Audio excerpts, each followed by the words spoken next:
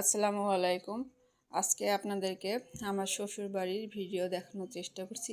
তো শুরুতে গেট দিয়ে শ্বশুর বাড়িতে প্রবেশ করলাম। আর এই যে শ্বশুর বাড়ির উঠান আর চারপাশে গাছপালা, রান্নাঘর, এক সাইডে ঘর আছে মেজো ভাসুরের, এটা মেজো ভাসুরের ঘর, টিনের ঘরটা দেখতে পাচ্ছেন। আর ওর সামনেই নারকেল গাছ লাগানো, জামরুল গাছ, আর ছাগল ঘুরে বেড়াচ্ছে। আর এই একটা মৃতপ্রায় কুল গাছ আছে, কুল গাছটার কুল অনেক ভালো, তবে গাছটা নষ্ট হয়ে যাচ্ছে। আর এখানে মাচার ঘর, এটা গোলা, আর এখানে রান্না করা হয়, টালির রান্নাঘর। তো সেই ক্ষেত্রে গরমের সময় অনেক হাওয়া বাতাস লাগে। তো উঠানটা অনেক বড়, আর চারপাশের পরিবেশটা মোটামুটি দেখতে পাচ্ছেন আপনারা। তো গ্রামের ঘরবাড়ি যেরকম হয় আর কি, চারদিকে গাছপালা, উঠান, সব মিলাই। আর কালকে বৃষ্টি হয়েছিল, আবহাওয়াটা অনেক সতেজ, গাছপালার পাতাগুলো খুবই সতেজ লাগছে দেখতে, খুবই ভালো লাগছে, দেখতে পাচ্ছেন। আর এটা আমার শ্বশুরের ঘর। তো এই ঘরে আমরাও ঈদে বা অন্য সময় বেড়াতে আসলে থাকি।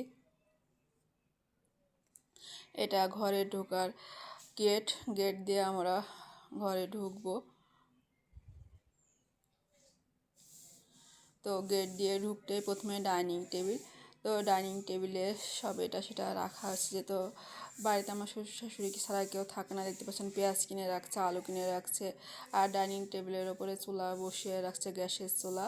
আর নিচে পেঁয়াজ, থালা বাসন সবই রাখা, এখানে টিভি রাখা, এপাশে টেবিল চেয়ার, এখানে বেসিং বাথরুম। আর বাথরুমের পাশে একটা ছোট রুম আছে, ওখানে ফ্রিজ অন্যান্য জিনিস রাখা আছে।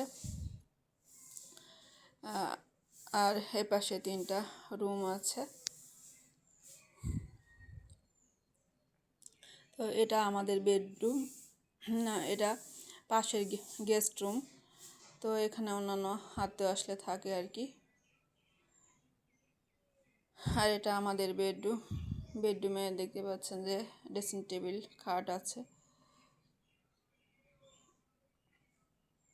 আর একটা ওয়ার্ডরোব, শোকেস রাখা আছে।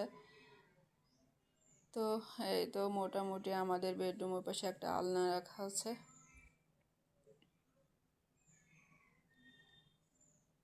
তো এই রুমে শান্ত, আমরা যখন যাই না আত্মীয় স্বজন গেলেও থাকে, কারণ সবাই বাইরে থাকা হয় না সেভাবে, বছরে 1-2 বার যাওয়া হয়। আর এটা আমার শ্বশুরের ঘর, শ্বশুর শুয়ে আছে। তো এখানে শ্বশুরের খাট, সোফা রাখা আছে। আর এটা ছোটো রুম বললাম যেটা এর আগে, এখানে ফ্রিজ এটা সেটা রাখা আছে, রাইস কুকার।